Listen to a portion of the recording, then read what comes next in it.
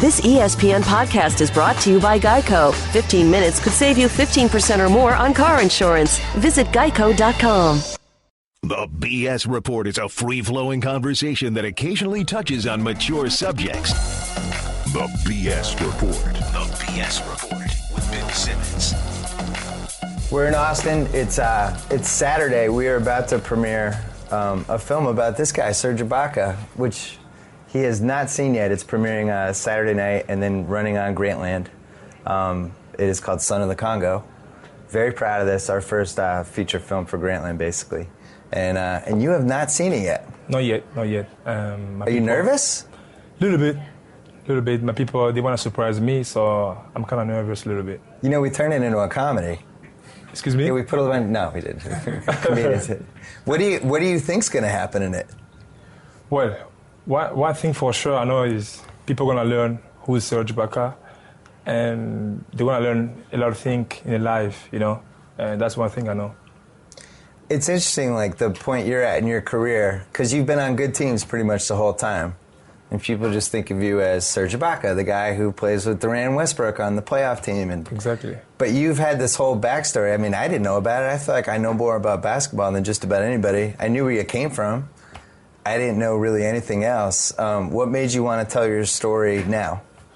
Well, since I was young, my first time when I left Congo to go play in Europe, that's where I was starting to, you know, to think, you know, to vision myself. You know why? I would really like people to know my story, you know, especially kids, young people to know, because, you know, sometimes in this life we think like when you have something and we still gonna complain, people, everybody. Right now, sometimes I complain about something, you know, but then I sit down myself and I say, why you complain about something when you don't know really what people be going through with all those things in life? Right. So since it's Spain, I was always thinking and dreaming like, you know, I would like one day, you know, to see young people learn something from Serge Ibaka, you know.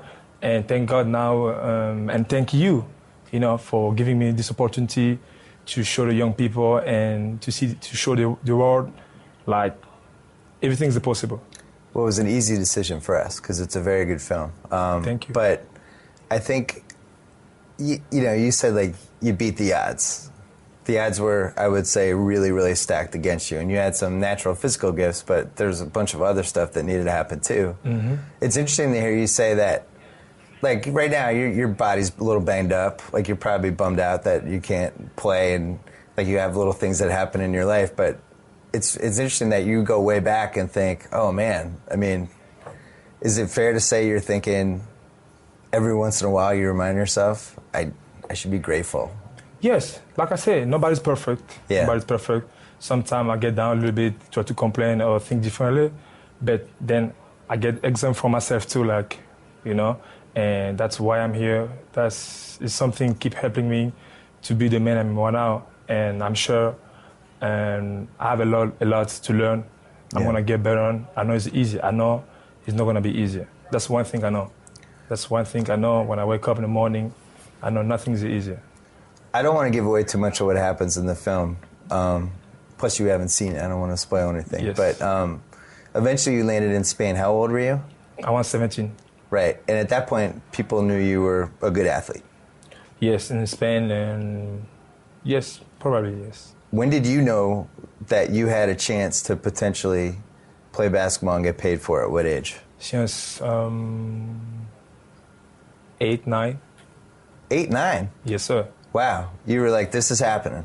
Yes, this happened. This is gonna be my life. I'm gonna try to give this a shot, and I'm gonna put my life, everything I have, my focus. I'm gonna sacrifice my, I don't know how to say, like my young moment in my life. You know, when he's young, you know, we got moment where we every young. We love to do everything, you know, like everybody. But I sacrificed those moments just to stay focused and try to follow my dream. What kind of resources did you have when you knew you wanted to play basketball and get better at it? Like, what kind of equipment did you have? I think my mental, my mind, and my heart. That was the biggest thing I have at that moment. But like, how did you get like sneakers? Like at some point you must have been growing Exactly, to the that's point. what I'm saying. It was my mind and my heart because I was playing with no shoes. Right. You know, no shoes, no food in the stomach. But good thing about it was my mind was there and my heart was there, and I believe in God. So that's one of the biggest things too. So do you remember the first time you played on like a nice wooden floor basketball court and you had the right sneakers on? Like, do you remember what game that was? Yes, I was feeling like I am same level with Michael Jordan. Right. Yes. How old were you? I was, it was 2 years before I go in Spain, so I was 15. So you hadn't played in like on a real court till you were 15? Yes, 15 to 15. It was in South Africa. Right. Yes. So how'd you play? I was MVP and I was the best defender, best rebounder, best scoring. Like I had like 4 trophies. And your feet probably felt better afterwards. Yeah, my feet felt better, and I was playing, you know, with 24 hours chrono. Yeah. You know, so everything was new and different. In that moment, I was feel like, oh, this is NBA, like this is America, you know. Do you remember I when was you, in Africa. Do you remember when you dunked first and stuff like that? Yes, I remember I dunked. And the first game, I remember the first game we was playing against the South Africa team, national team.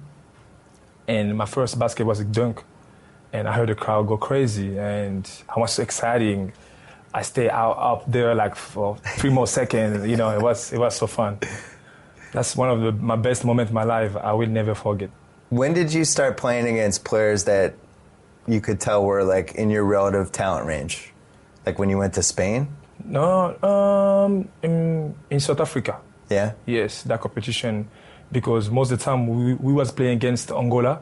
Yeah. You know, Angola in basketball in Africa, they're number one. They're number one, and we were playing against South Africa.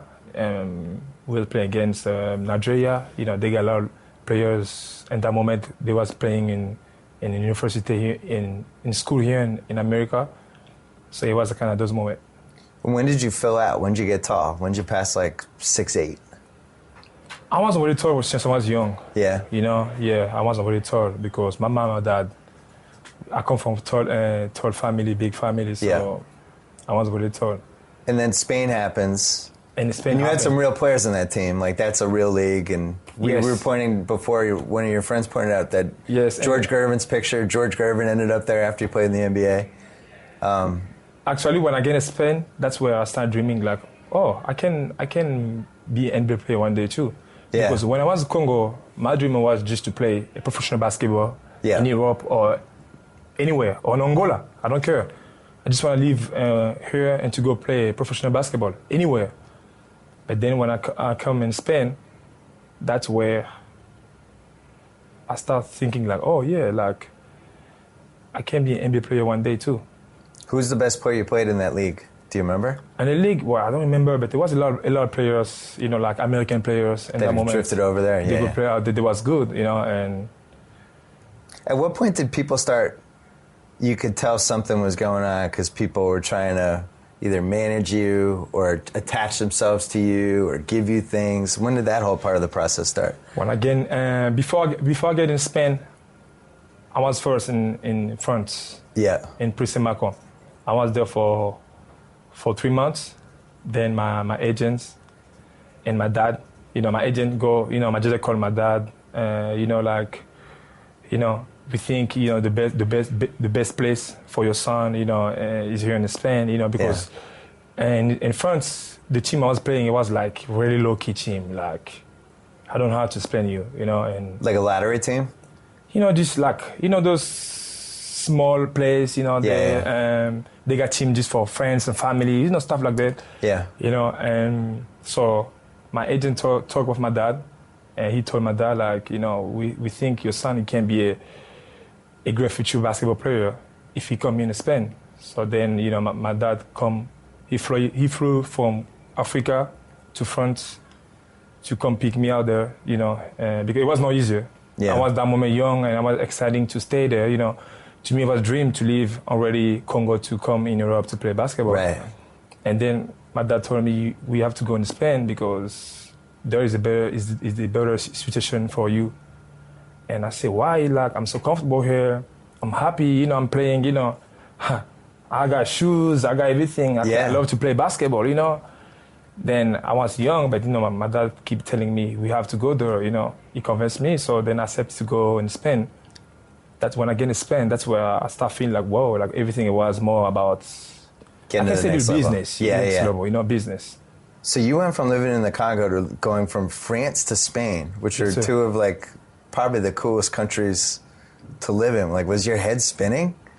Well, to me, the place I was in France, it was not really like Spain. Right. But the fact that I was coming from Congo, to me, it was okay. My life's here. I'm comfortable. I'm good. That's what I was looking for. Why I'm gonna complicate my life for? Yeah. I got gym, 24 hours. I got coach. I got sneakers. I got everything. I got food. I got place to sleep. All I can do is right now just to focus. I'm going to school. So all I can do right now is to be, focusing on basketball and play basketball. But I didn't know it was more than that in future. So Spain's a cool place. Yeah, it was beautiful great. Women in Spain. Huh? I don't know if you noticed. Did you think about going to college in the States? And yes, why didn't you? At some point, my agent told me, we got option 2 for you to go play in college in the States. Do you remember what college it was? I bet it was Kentucky. I don't know. I remember, if I'm not wrong, I think it was Chicago. Oh, like DePaul or something? Or Northwest? No. What's in Chicago? Well, anyway, I don't remember the name, actually, because at that moment I didn't know nothing about what is Chicago. Right, you don't even know. Yeah, you just know America. So, and in Spain, I was very comfortable. I was playing very professional. I was getting paid a little bit. Yeah. In the age of 17, I was getting a little pay. It wasn't a lot, but to me, I come from Congo and I got family. I got 17 brothers and sisters. All those kind of stuff. To me, it was okay. I'm getting a little pay right now, and I heard a lot of stories. They told me like, you come you play in school here. They don't pay you. You live in the school, and Yeah. So to me, I was already living this, kind of good life, better than before in Congo. So I didn't want to really leave there to go play in school, and where I was not sure if I'm gonna really be NBA player or not. So what were you, 19 when you got drafted? I was 19, yes sir. And did you know you were going in the first round? Like, were people explaining to you that, hey, this will happen, and if you get here, this will be really good, and this is more, like, did you even understand all that stuff? Oh, man, everything was crazy. In the beginning, we was not sure yet if I'm going to be drafted or not. Yeah. You think like you may be a second rounder or something? Or maybe not, Yeah. So we were trying, we was working with my people, they was working, and we didn't know. And I spent a lot of time working in Las Vegas. In that moment, same summer, with Joe Abunassad in Las Vegas, and then after that, we flew to New Orleans to play Adidas Nation. Yeah. Yeah, and I want to try to to show my name, to make my name a little bit, because nobody know me that moment. So I'm guessing you did well in this tournament. Yeah, I did well, but at that point, we was not sure yet too, like if I'm gonna be drafted or not. And then my last day in New Orleans, I was about to fly back home in Spain. Then okay, we see what'll happen. Maybe second round, later second round. Then my agent told me, we got another tournament. It's gonna be nice for you to go out there. And it's Reebok Aero Camp. Right. It was in Italy.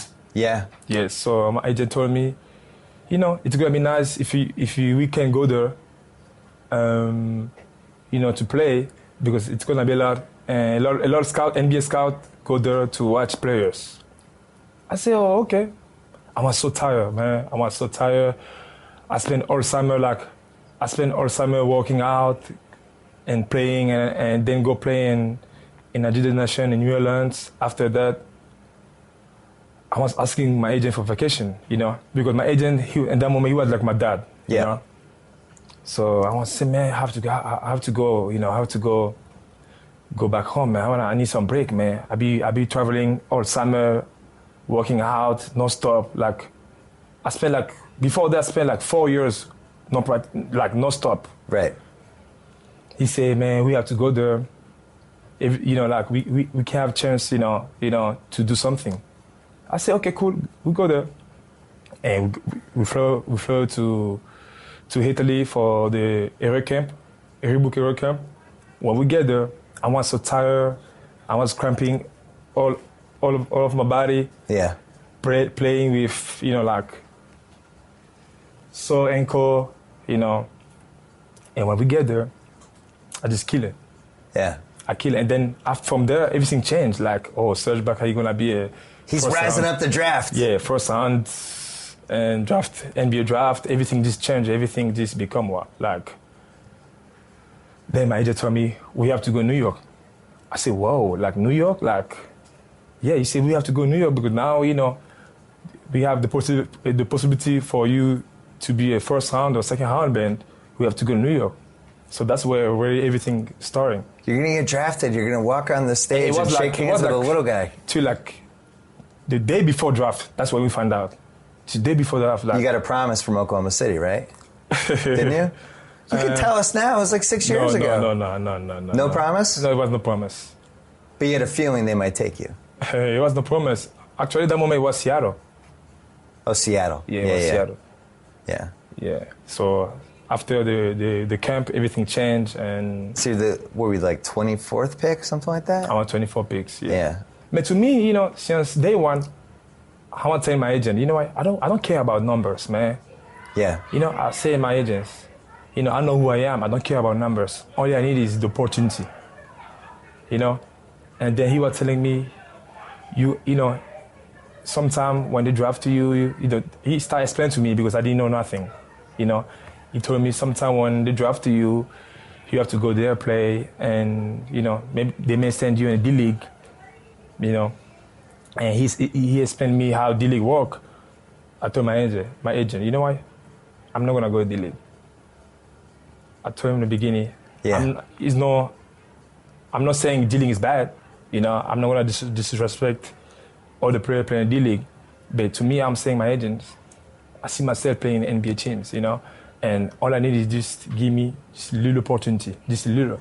I don't need a lot, So I don't even remember this. Your first year was Seattle? Well, I stay.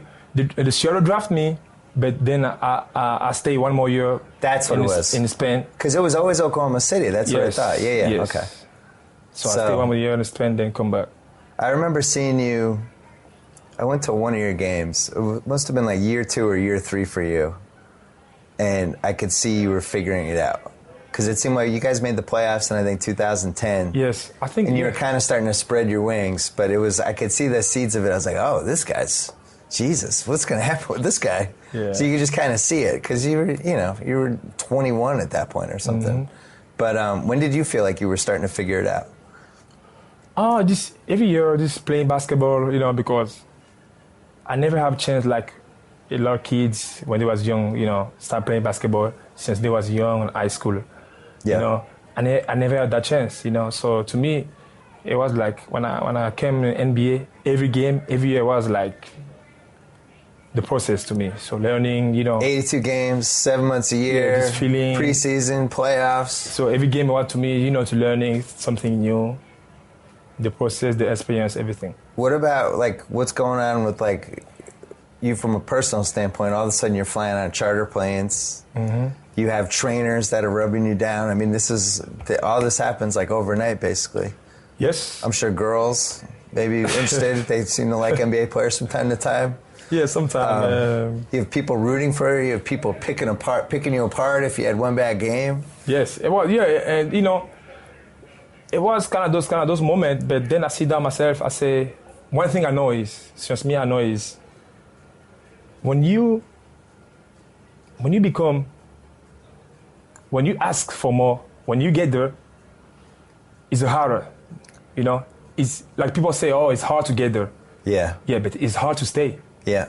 You know, that's why most of the time people get there, then they go down again, because it's hard to get there and it's more harder to stay. So I know already, like, when the more people know who's Serge Ibaka, you know, people gonna expect more. You know, people gonna expect more. You know, I'm sure my first year was kind of easy. People know, okay, I can only just Serge can only just block shot and run the floor. Just runs up and down. You know, that was easier. Yeah. You know, but I could say, you know what, I'm comfortable with this one, and I'm gonna enjoy my life and just doing that. No, I say myself, I want more because I believe I can do more. But then when I was thinking about, and I know already, like, okay, when you ask more, you have to be ready because people are gonna expect you. When you're gonna start doing that, people are gonna expect you to give them more and more and more. So that's where it get harder. But that's what it is, you know. When did you go, oh my God, Durant's great, Westbrook's great? Like, did you, at some point, you must have realized that you were in a very lucky basketball situation, right? Oh, yeah. Yes. Like, because that could have gone really badly. You could have ended up on some other team where Durant's not there, you know, and yeah, I always thank they're God, asking you know, you to do stuff. And yeah, I always thank God, you know, and the organization, you know. I just, you know, my first professional team, it was the Thunder, and it's a great organization. You know, everything was easy for me. Yeah. You know, so I always thank God for that. I feel like I was lucky and blessing, you know, for my first time in NBA to play with them. Did you talk to Hakeem and Mutombo and people like that who had been through somewhat similar? Yeah, I talked Hakeem maybe one time, but most of the time, you know, I am good friend with Mutombo. Yeah. We talk a lot. We talk a lot about Mutombo. He's a character. Yes, he is. He is. What was the best piece of advice he gave you? He always, you know, every time we meet and we talk, he always wanted me to stay focused on defense. You know, because, you know, he was one of the best. Right. Protect the rim. Yes. So, you know, every time, sometime like I'm trying to shoot 2 my threes, come down, Serge, you have to go back and do what you starting to do, because I like seeing you doing that, you know. And we talk a lot, you know. Most of the time we talk, you know. It's not really necessary to talk here in the camera, but we talk a lot. How many languages do you speak? 4. 4. So you probably only have to use one of them when you're playing professional basketball, I'm guessing, right? Or do you have opportunities to break out the other ones? Yes. Like if you see Pau Gasol, just go right into the Spanish? Yes. Can you swear at him in Spanish and the refs don't notice? When I see Pau Gasol, I can speak in Spanish. When I see Joaquim Noah, yeah. we change right in French. The last game was funny because the last game we played against them in Chicago, I was talking with Pau in Spanish, and just Joaquim just come. Right. And the same moment, I was talking with her in Spanish, I go left on the French. Like it was kind of funny.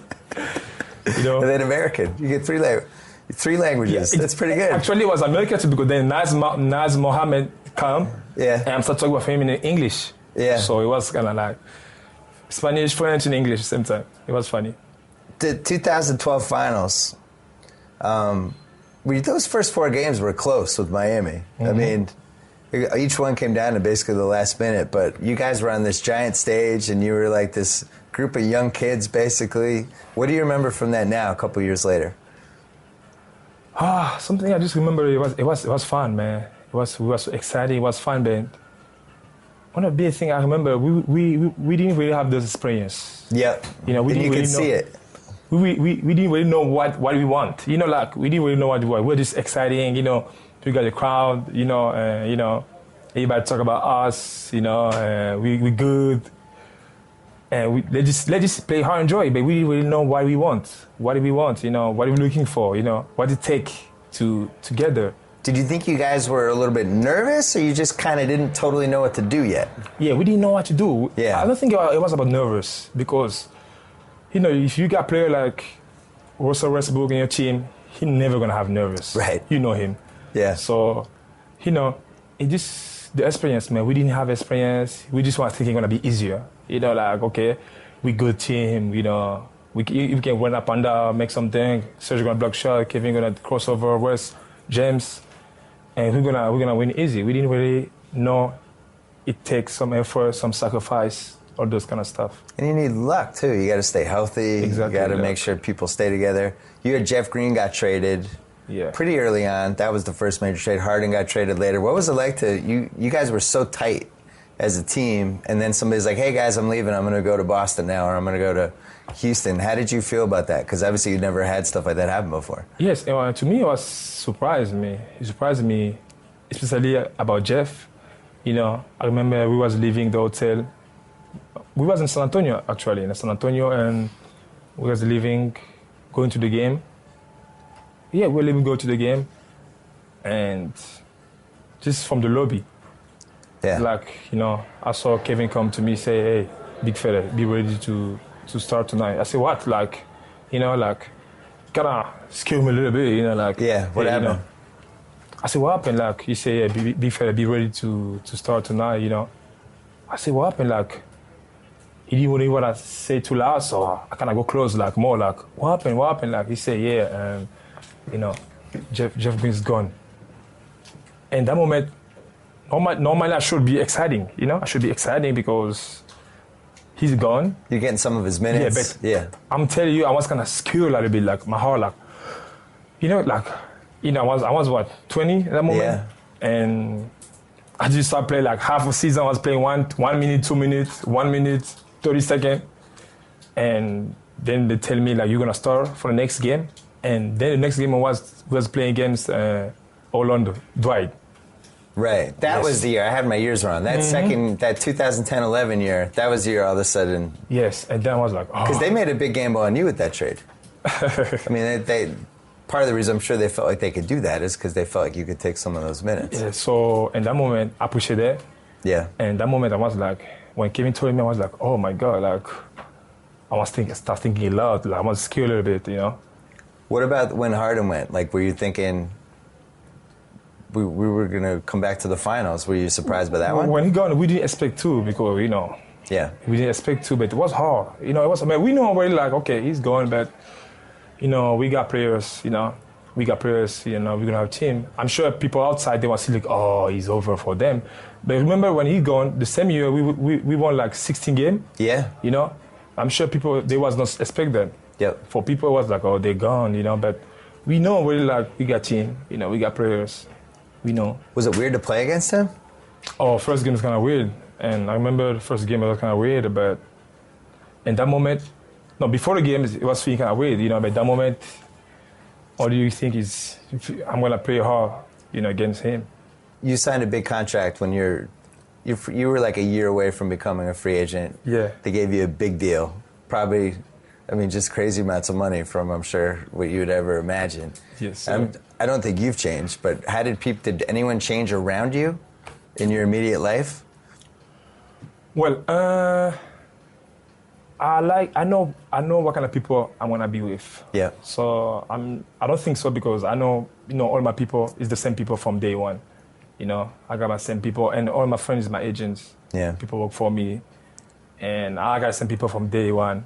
So, you know I'm kind of person when I feel like you are not the right person, I'm gonna push you away from me. Right. You know, so nothing changed because my people are the same people, and I still have the same people. Is it true you still drive a Hyundai? Well, the Hyundai is free. They give me free. I got my car. I got my car, my own car, but then the Honda is a free car. So why not take free car? Why is it fair to say you don't spend a lot of money? I spend a lot of money. Okay. I spend, but I'm smart. Okay. You know, I spend when I need to, not because I see you have, I don't know, where something. No, I didn't spend any money on this outfit. Okay, I can tell. But I spend my money when I want to. Yeah. You know, not just because someone, oh, look him, he buys something, or I want to buy it too. No, I'm going to spend when I need to and when I want to. You know, so I'm the kind of person I spend because I want to spend, not just because, I need to spend, not just because everybody's buying something and have to do it, you know? How are you feeling about this season? It's certainly been interesting. I can't believe that you guys aren't in the playoffs if it ended today, or you're right on the fringe, or you're like right on the bubble basically, but it's one of those seasons where like almost everything's gone wrong, and then Westbrook goes crazy, and now you're kind of lingering, and here's Golden State, who's going to win like 68 games, and they might have to play you guys in round one, and you'll be healthy.